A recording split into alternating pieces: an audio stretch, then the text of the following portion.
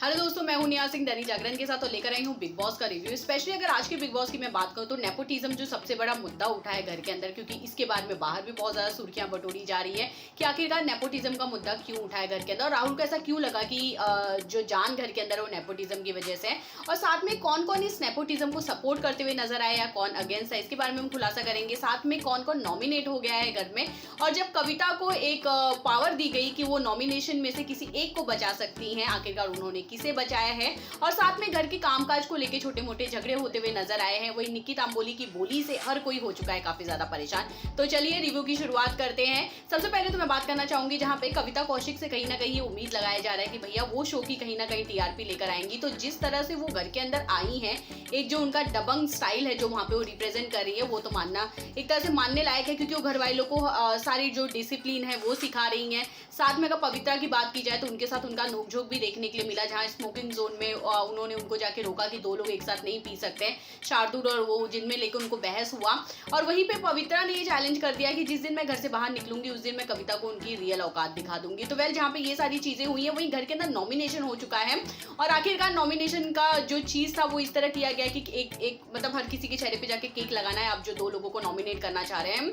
और आखिरकार हर किसी ने सबके बारे में एक एक बात कहा है, जहां पे निक्की ने जो उनके शब्द थे कि वो गधा है, उल्लू है, ये सारी चीजों का उन्होंने इस्तेमाल करके लोगों को किया है, जहां पे उन्होंने निशान को किया है। और अगर मैं बात करूं तो कौन कौन नॉमिनेट हुआ है इस मुद्दे पे हम आ जाते हैं। सबसे पहले तो निक्की तांबोली हुई है नॉमिनेट, जान हुए हैं और राहुल वैद्य हुए हैं। ये तीन यहां से नॉमिनेट हुए हैं, और रेड जोन वाले वैसे भी पवित्रा और एजाज की मैं बात करूं तो ऑलरेडी वो नॉमिनेट ही हैं।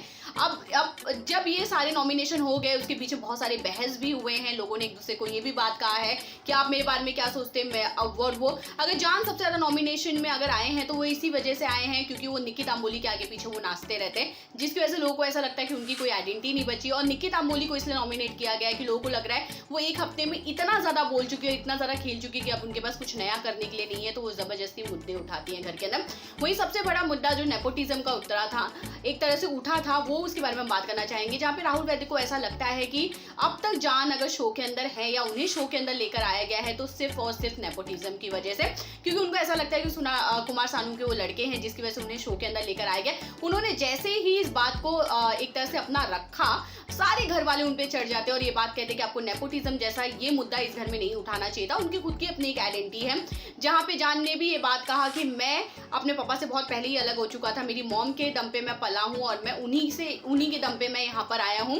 तो अगर आप ये बात मुझे कह रहे हो तो ये गलत है। और जब वो अपना फेस धोकर बाहर आते तब ये बात कहते हैं कि मैं बहुत ब्लेस्ड हूँ कि मैं ऐसे घर में पैदा हुआ, शायद वो नहीं हुआ है। तो राहुल ने भी उस पर जवाब दिया कि चलो ठीक है, हम नहीं हुए तो क्या हो गया, मैं खुश हूँ इस बात से कि मैं मेरे दम पे सब कुछ बनाऊं। पर घर वालों के अगर सपोर्ट की मैं बात करूं तो पूरा घर पूरी तरह सपोर्ट में था जान के। वहीं अगर पवित्रा एजाज को भी ये मौका मिला था कि किसी एक को वो नॉमिनेट कर सकते, तो उन्होंने भी अंडरस्टैंडिंग के साथ थोड़ी बहुत उन लोग में नोकझोंक हुई और उसके बाद उन्होंने भी राहुल को नॉमिनेट किया। वहीं जब पवित्रा को पावर मिला कि वो जितने भी 5 लोग नॉमिनेट है, चाहे वो पवित्रा है, एजाज है, जान है, राहुल है और निक्की, उनमें से किसी को बचा सकती, तो वो अपने बहुत अच्छे दोस्त एजाज को बचाती है, क्योंकि उनको ऐसा लगता है कि वो बेटर गेम खेल सकते हैं घर से बाहर आके।